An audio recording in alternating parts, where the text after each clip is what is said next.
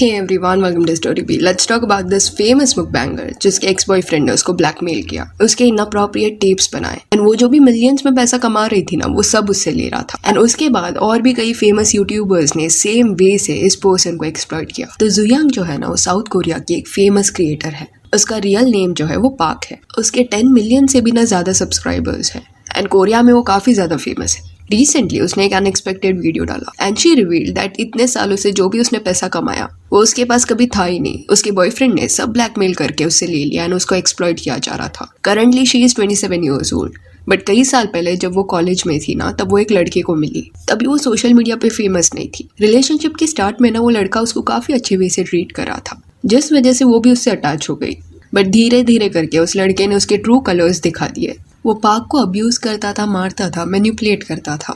ये रिलेशनशिप पाक के लिए ना काफी हेक्टिक होता जा रहा था and she was not happy with this person. Hence she decided कि वो उसके साथ ब्रेकअप करेगी।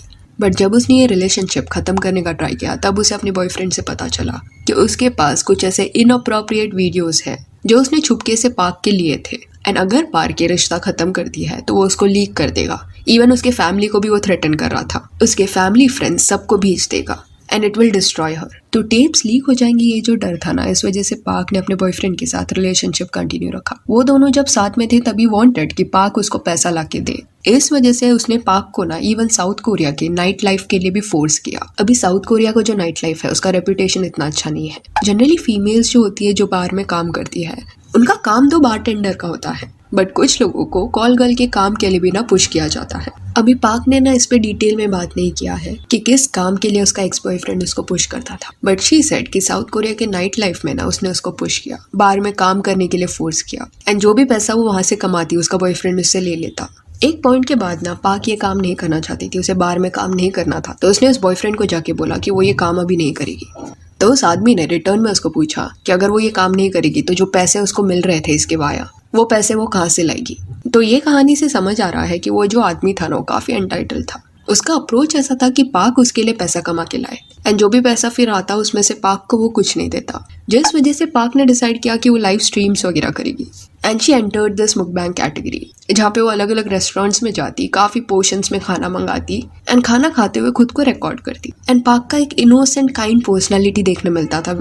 फिर उसने ये सब ना सोशल मीडिया पे डालना शुरू कर दिया एंड बहुत कम वक्त में ही ना वो कोरिया में फेमस हो गई। लोग उसे ऐसे खाते हुए देखना ना पसंद करते थे। इवन उसका जो नेचर था ना, वो कई लोगों को अच्छा लगा। वीडियोस में एक हम्बल काइंड नेचर उसका देखने मिलता, पर कैमरा के पीछे उसके साथ एक्चुअल में ना टॉर्चर हो रहा था। जो भी पैसे ये सोशल मीडिया से वो कमा रही थी, वो भी उसका बॉयफ्रेंड उससे ले लेता। दो शी वॉज फेमस एंड कई लोग उसको अप्रोच कर रहे थे फॉर कोलैबोरेशंस, स्टिल वो फाइनेंशियली स्ट्रगल कर रही थी। देन वो जो एक्स बॉयफ्रेंड है ना, उसे ऐसा लगा कि ये जो भी चीजें हैं वो अलग स्केल पे उसे लेके जा सकता है और पैसे इससे कमा सकता है। इस वजह से ही decided to set up a company. उसने एक मैनेजमेंट टाइप का कंपनी ओपन किया एंड ब्लैकमेल एंड थ्रेटन करके पाक को बोला कि वो ये अग्रीमेंट साइन करे। एंड ये अग्रीमेंट काफी ज्यादा अनफेयर था, क्योंकि जो भी पैसा ये सोशल मीडिया से पाक कमाती है उसका काफी छोटा हिस्सा उसको मिलता एंड मेजॉरिटी पोर्शन जो है ना, वो कंपनी वाया उसका एक्स बॉयफ्रेंड ले लेता। अभी ये पॉइंट पे अगर वो मना भी करती ना, तो रिटर्न में उसको ये सुनने मिलता कि ऑलरेडी वो फेमस हो गई है साउथ कोरिया में। उसका सोशल मीडिया पे एक इनोसेंट इमेज है, तो अगर वो उसके टेप लीक कर देता है और उसके नाइट लाइफ के बारे में उसके ऑडियंस को बताता है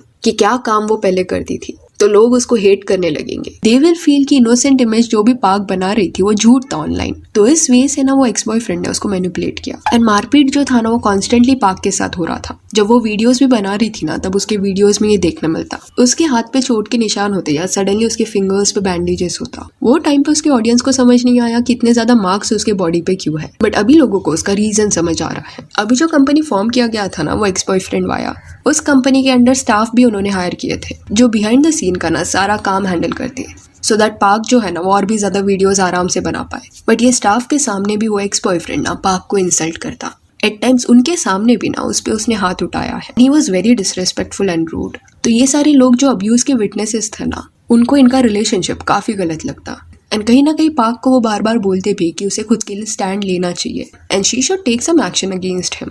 इट इज सेड दैट कि 4 to 5 years तक उस आदमी ने ना पाक के सारे पैसे ले लिए थे। अप्रोक्सीमेटली $3 to 4 million उसने उसको ब्लैकमेल करके ले लिया था। एंड साउथ कोरिया में ना लोग काफी ज्यादा इमेज कॉन्शियस होते हैं। लोगों का अप्रूवल कहीं ना कहीं उनके लिए मैटर करता है। वहाँ का cancel culture is actually very strong, जिस वजह से पाक वॉज रियली अफ्रेड। कि दो वो विक्टिम है स्टिल लोग ये नहीं समझेंगे। फिर एक पॉइंट के बाद ना her boyfriend started pushing her to do things जो वो नहीं करना चाहती थी। कुछ ऐसे रेस्टोरेंट्स में वो उसको भेजता जिससे पीछे से ना उसने पैसे लिए रहते एंड उसको फोर्स करता कि अच्छे रिव्यूज वहाँ पे जाके वो दी। And she was not okay doing this because उसकी ऑडियंस जो है वो उस पर ट्रस्ट करती थी।